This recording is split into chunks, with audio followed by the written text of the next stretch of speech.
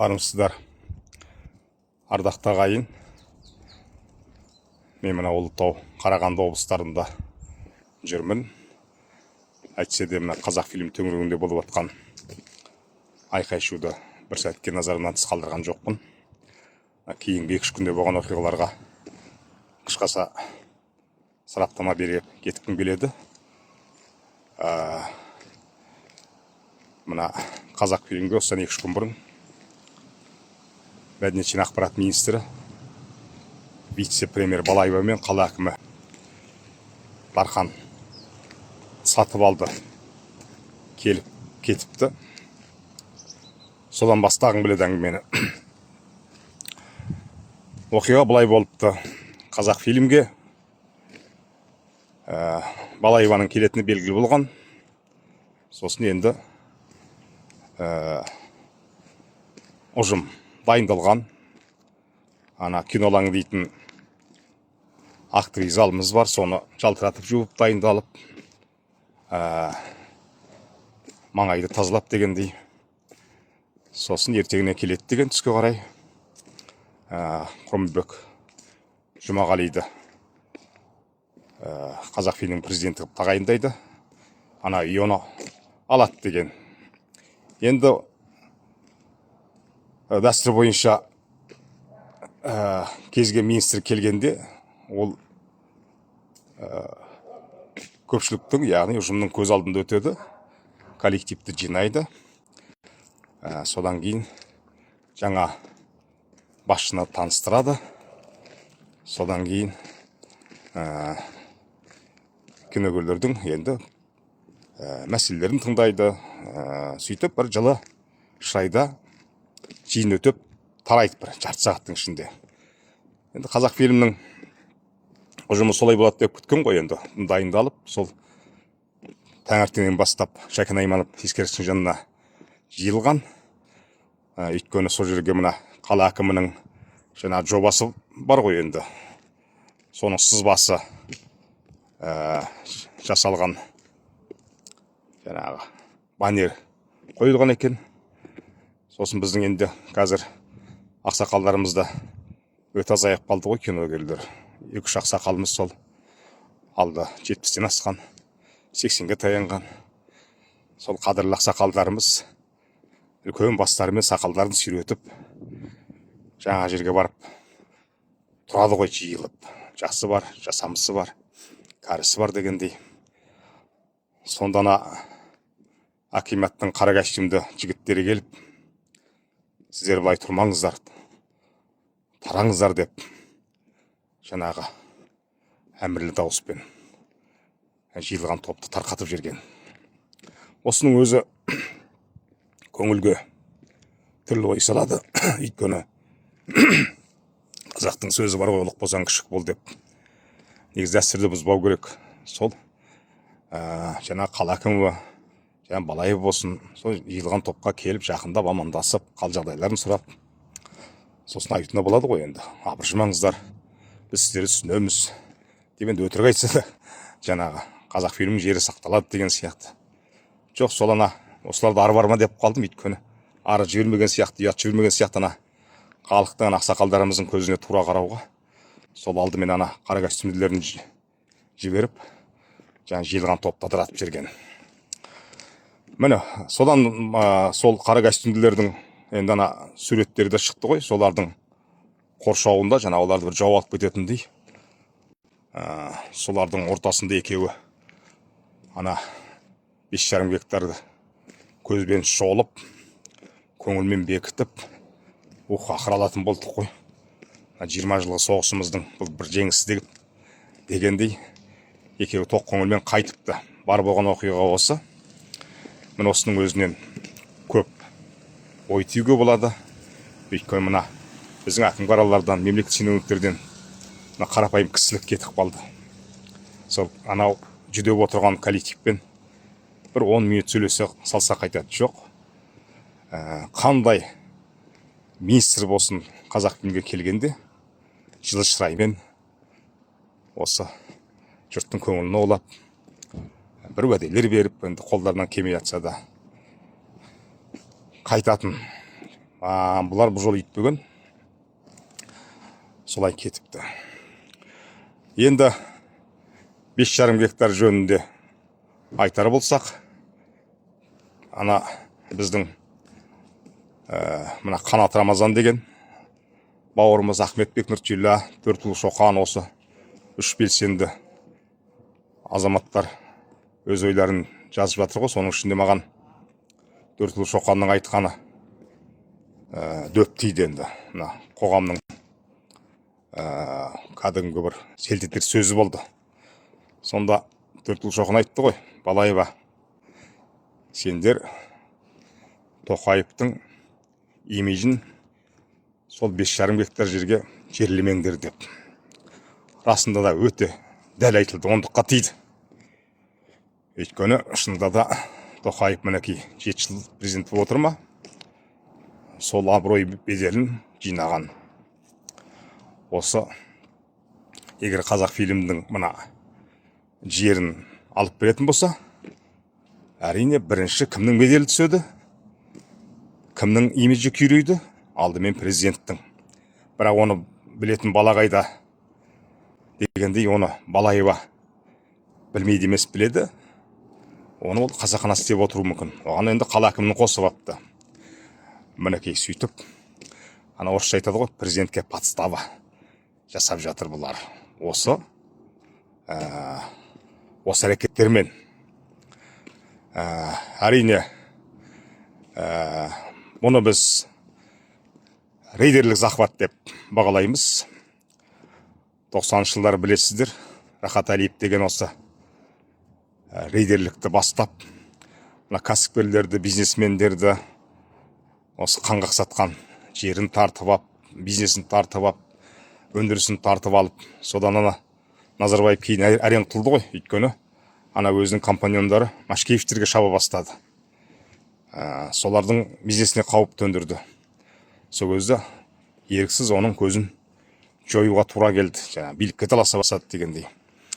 Міне біз ойлағанбыз, енді сол рейдерство сомен кеткен шығар деп. Сомен біз құтылған шығармыз ол қара күндерден деп. Жоқ, міне қазір Тоқаевтың президенттік қызметінің 7-ші жылдығында бұл қайтадан көрініс берді. Мынау соның бір көрінісі. Бірақ бұл жерде жаңа Рахат Әлиев сияқты ол енді әкім болған жоқ, министр болған жоқ. Мына министрлердің, қала әкімдерінің қолымен көрініс беріп отыр. Бұл енді өте дабыл қалатын жағдай. Сондықтан енді бұған жол бермеуіміз керек, қоғам болып қарсы тұруымыз керек. Менің ешқандай жеке басымның мүддесі үшін емес бұл, ардақты ағайын. Ертең ұрпаққа кино керек. Ертең мынау қара шаңырақ Қазақфильмді бұлар жерін бәрін басып алып, ана жерге бизнес кластағы нысандар салады. Олардың ойында ел, халық, мемлекет, ұрпақ деген ой жоқ. Олардың ойында тек ақша, максимально пайда табу. Яғни мұны біз буржуазия диктатурасы дейміз. Ал енді буржуазия мен билік бір ауыз болса, бұл халықтың сорлағаны. Бұл буржуазия диктатурасы орнап жатыр.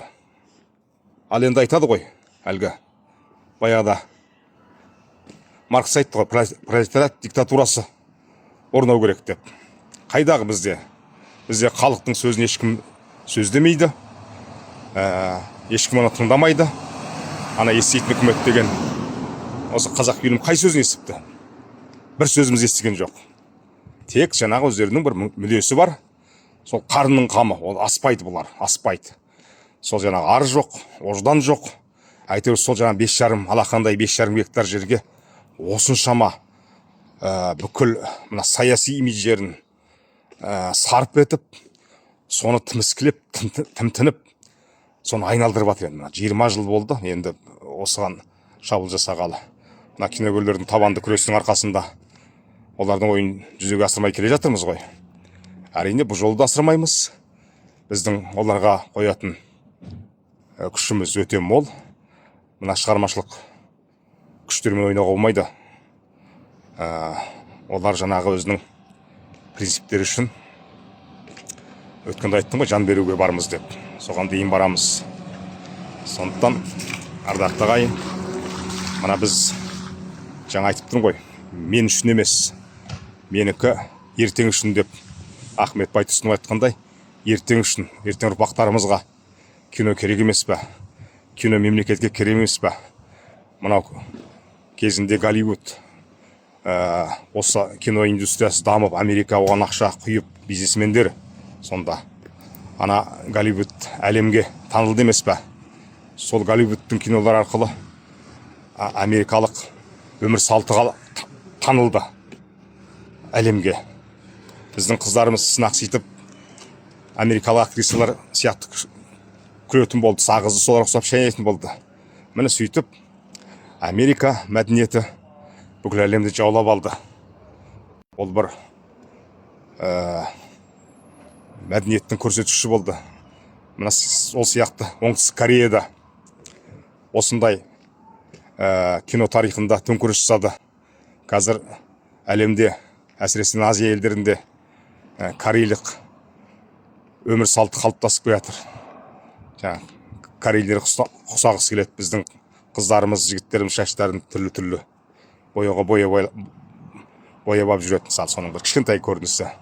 Сол сияқты Түркия мына тарихи киноларды түсіріп қаншама пайданың астына қалды. Ана Сұлтан Сүлейменнің сарайын көреміз де, ол соныкі ма, басқаныкі ма, әйтеуір Айдала сарайды бізде барып көргенбіз кезінде.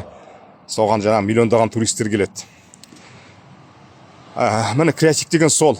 Біздікілер креатив дейді де. Жаңа біздің креатившілер сол ана брусчатка төсеу, ана асфальттарды қырып тастап қайтадан сол бір асфальттық жерлік деңгейден аспайды, көтерілмейді. Содан бір ана плинтустан бордюрден көтерілмейді біздің креатив. Әкімнің болсын, министрдің болсын. Ал мен досым, мынау креатив емес. Кеше Қанат Рамазан айтып жатыр. Неге біз павильон салмаймыз? Неге декорациялар болмайды ол жерде? Шында да қазір декорация жоқ мына Орта Азия мен Қазақстанда. Әйтпесе мына қазір кәрістер анау тау тасты жағалап киноларын түсіріп дейді. Өйткені ана өздерінің ондай жер жоқ қой. Ал енді анандай павильондар тұрса, олар келер еді ғой. Түріктер де келер еді мысалы. Сонда ана қазақ фильмді құламас еді, ақшаның астында қалар едік. Қазақ фильм өзін-өзі қаржыландырып кетер еді. Сол жаңа ана павильондар арзанға беріп қойса, мысалы, телеарналар қазір көп подкасттар жасалып жатыр. Соның бар. Жоқ, ана креатив деп айтады да, бұлардікі жаңағы кризиске келетін проектілерді әкеледі жаңа өмірге. Сол мына кризистік проекті бұл киногерлер паркі деген. Ол сол жаңағы енді қашан қайтасың? Соның әр жағын түк бойлары сол ана Барейка айтып жатыр ғой, ана осы құрылыс компаниялар мына қазақ фильміне кіріп жатқан. Солардың бірі мысалы. Ана біреулердің жерін алып қойған. Осындай көркейтіп береміз, реконструкция жасап береміз деп соттасып жатыр. Ана қараңыздар әлеуметтік желілерді. Міне бұлардың арты таза емес.